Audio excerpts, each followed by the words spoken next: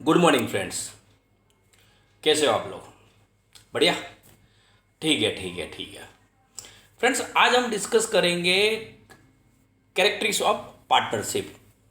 यानी text book का ये थर्ड टॉपिक है हमारे, यानी हम तो हमारे लिए दूसरा टॉपिक है। होती कैसी कैरेक्टरिस्टिक्स का मीनिंग होता है कि पार्टनरशिप होती कैसी है, बराबर। यानी कैरेक्टरिस्टिक्स ऑफ पार्टनरशिप। उसमें फ्रेंड्स पहला टॉपिक है क्रिएशन बाय कॉन्ट्रैक्ट, यानी पार्टनरशिप का बर्थ ही कॉन्ट्रैक्ट से ही हो सकता है। यानी विदाउट हैविंग अ कॉन्ट्रैक्ट यानी एग्रीमेंट पार्टनरशिप हो ही नहीं सकती।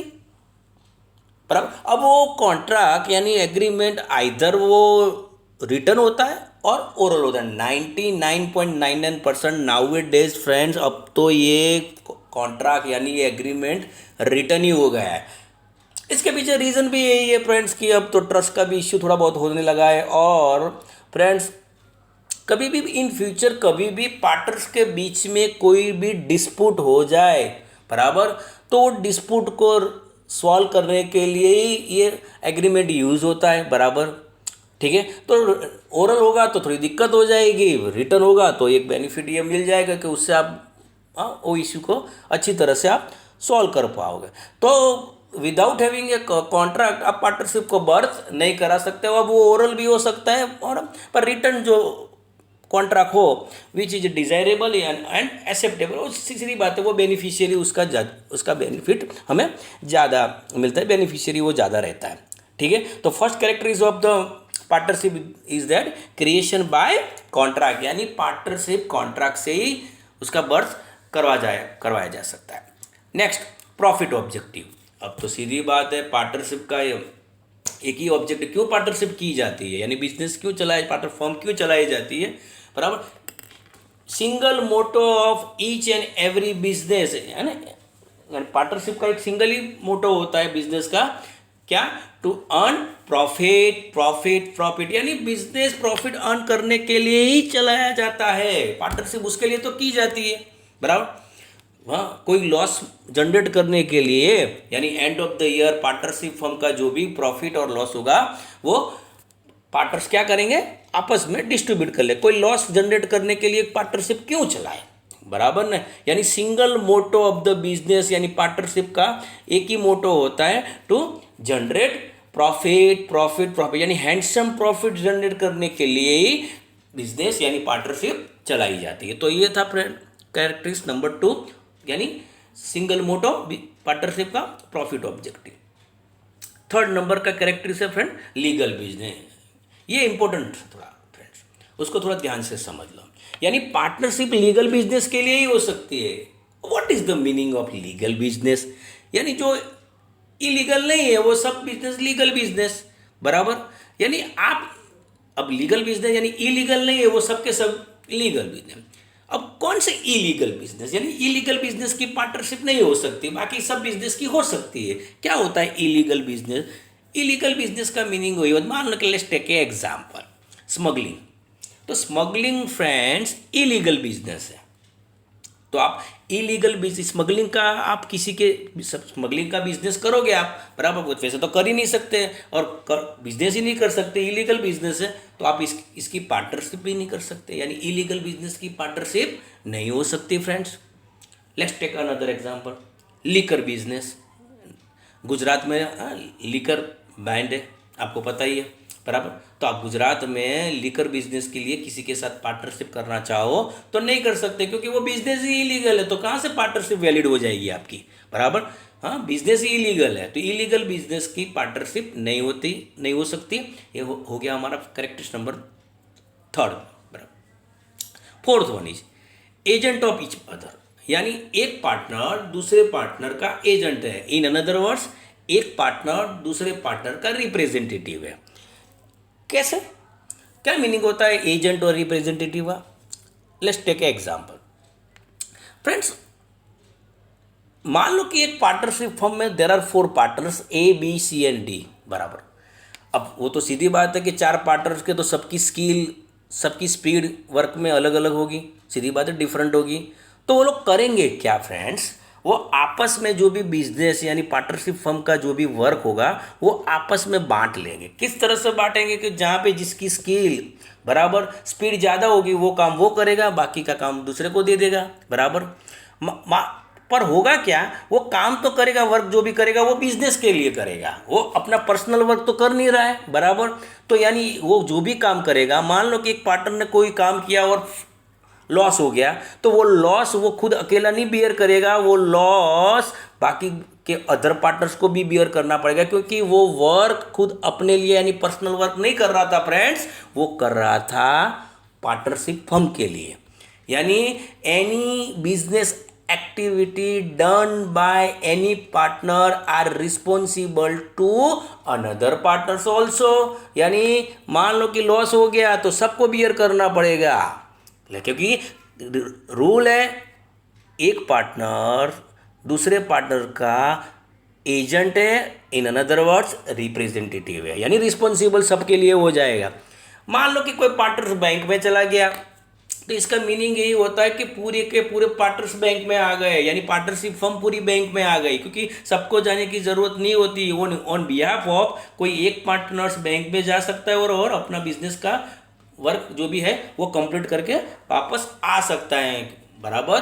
तो यानी पूरी फर्म चलेगी, सब पार्टनर्स चले गए, ऐसा ही हमें समझना पड़ेगा, क्योंकि एक पार्टनर्स दूसरे पार्टनर्स के क्या होते हैं, रिप्रेजेंटेटिव यानी एजेंट होते हैं। नंबर्स ऑफ पार्टनर्स या कैरेक्टरिस्टिक नंबर 5, कितने नंबर्स हो सकते हैं पार्टनरशिप फर्म में बराबर, पार्टनरशिप में कितने हो सकते हैं पार्टनर्स।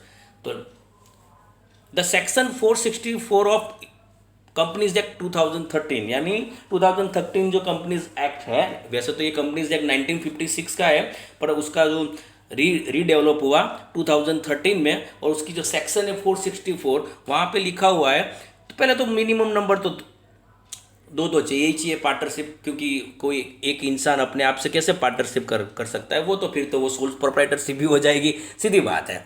यानी मिनिमम तो दो तो चाहिए ही चाहिए। मैक्सिमम साइड पे कितना है, तो वहाँ पे वो 2013 में जो अमेंडमेंट्स हुए वहाँ पे डेडलाइन 100 की डाली गई थी फ्रेंड्स बराबर, यानी ऊपर की सीलिंग 100 पे डाली गई थी।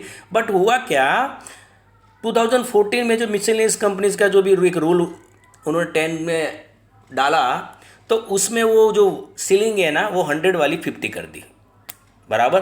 The government has prescribed maximum number of partners in a firm to be 50 vide rule 10, यानी फिर ये डेडलाइन कितनी बना दी उन लोगों ने, ऊपर की साइड पे सीलिंग 50, यानी मिनिमम टू मैक्सिमम 50। हमें एग्जाम के लिए कितना माइंड में रखना है फ्रेंड्स, तो नंबर्स मिनिमम 2 और maximum 50। Companies act 2014 miscellaneous rule number 10 according to बराबर वही रूल 10 के मुताबिक हमें 50 की ऊपर की साइड पे मैक्सिमम साइड पे सीलिंग माइंड में रखनी है। नेक्स्ट फ्रेंड, और कौन सा कैरेक्टरिस्टिक है, कैरेक्टरिस्टिक नंबर 6, अनलिमिटेड लायबिलिटी। क्या मीनिंग होता है फ्रेंड्स, अनलिमिटेड लायबिलिटी, यानी जो लायबिलिटी लिमिट में नहीं रहती वो अनलिमिटेड, हाँ वही होता है वैसे तो देखा जाए तो। Let's take a example and learn it, है ना, थोड़ा बहुत उसको समझते हैं। एज पर पार्टनरशिप एक्ट, यानी पार्टनरशिप एक्ट में लिखा गया है कि मान लो कि पार्टनर जो भी है, पार्टनरशिप फर्म चल रही है 2-3 साल से चल रही है, पर कंटिन्यूस लॉस ही आ रहा है। हाँ, पार्टनर्स अपनी पूरी एफर्ट्स डाल रहे हैं बिजनेस में, पर होता है कई बार आप अपनी एफर्ट्स तो डालते हो पर आपको जो जो एक्सपेक्टेड रिजल्ट है वो नहीं मिलता है, कई बार होता है ऐसा। तो मान लो कि पार्टनर्स वही पार्टनर्स अपनी एफर्ट्स डाल रहे हैं अपनी, पर प्रॉफिट जनरेट नहीं हो रहा है। Now they are decided to wind up the business. अब उन्होंने तय कर लिया कि बिजनेस को हम क्लोज कर ले, कई कब तक लॉस को बियर करें हम, तो उन्होंने दे हैव डिसाइडेड कि हम क्लोज करें, वाइंड अप कर लेते हैं बराबर। तो क्या होगा, पहले तो जो भी पार्टनरशिप फर्म की जो भी एसेट्स होगी वो उसको सोल्ड आउट किया जाएगा फ्रेंड्स, सीधी बात है। सबसे पहले तो एसेट्स को ही सोल्ड आउट करना पड़ेगा, फिर उसमें से जो भी फर्म की एसेट्स होती है तो लायबिलिटी भी होती है, जो भी लायबिलिटी है उसका पेमेंट किया जाता है। मान लो कि पैसे बच गए तो वो पार्टनर्स को डिस्ट्रीब्यूट हो जाएंगे। पर कई बार होता क्या है, लॉस मेकिंग फर्म में मेजोरिटी केस में यही होता है कि लॉस मेकिंग फर्म में एसेट से ज़्यादा तो लायबिलिटी होती है, एसेट से ज़्यादा तो लायबिलिटीज होती है। तो होगा क्या, एसेट्स को सोल्ड आउट करके लायबिलिटी का पेमेंट करोगे फिर भी पैसे आपके पास नहीं रहेंगे और लायबिलिटी का पेमेंट करना तो बाकी होगा, तो at that time each and every partners are required to sold their personal asset. Listen to me carefully my dear friends, उनको अपनी पर्सनल एसेट सोल्ड आउट करनी पड़ेगी, क्योंकि यहाँ पे फर्म में पैसे की रिक्वायरमेंट है, क्योंकि हमने तो पूरी अपनी सब एसेट्स थी सब सोल्ड आउट कर ली, अब तो एसेट बची ही नहीं, फिर भी लायबिलिटी का पेमेंट करना बाकी रह गया, पूरी के पूरी एसेट्स उन्होंने सोल्ड आउट कर ली।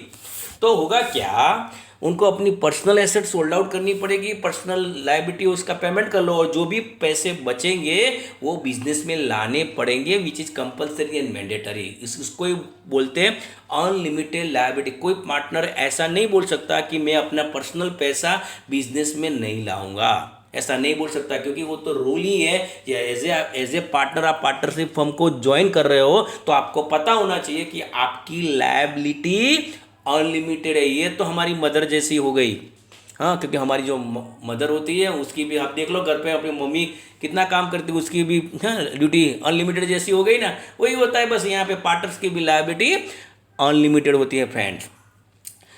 Next characteristic number 7, ownership and management of firm. Ownership किसके पास रहेगी, बराबर पार्टनरशिप की फर्म की, तो सीधी बात है who is the true owner of the business, partners, तो पार्टनर्स के पास ही रहेगी ओनरशिप, सीधी बात है।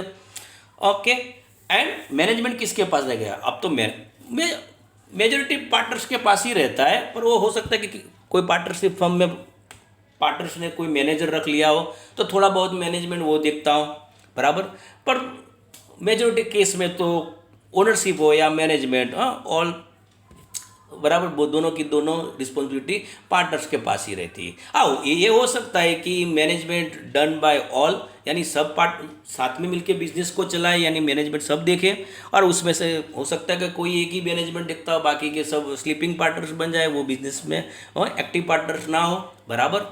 और क्या एक से ज़्यादा भी हो सकते हैं कि 2-3 लोग आ जाए और बिजनेस को देख ले, बाकी के लोग बिजनेस में स्लीपिंग पार्टनर्स हो जाए, तो वो तो उनके ऊपर डिपेंड है, म्यूचुअल अंडरस्टैंडिंग उन लोगों के बीच में किस तरह से बैठती है, उसी हिसाब से बिजनेस का मैनेजमेंट वो देख लेंगे, बराबर, ठीक है। पर होते तो वो सब के सब पार्टनर्स ही होते हैं, बराबर। तो ओनरशिप एंड मैनेजमेंट सब किसके पास होती है, पार्टनर्स के पास होती है फ्रेंड्स।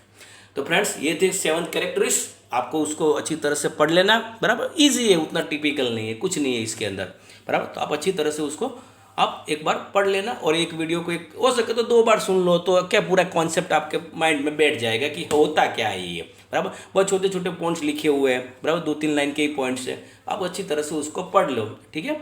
और एक एक एग्जाम्पल भी मैंने दिया हुआ है, तो उसी हिसाब से आप अपने माइंड में बिठा लो। तो फ्रेंड्स आज के लिए इतना ही, हैव ए गुड डे।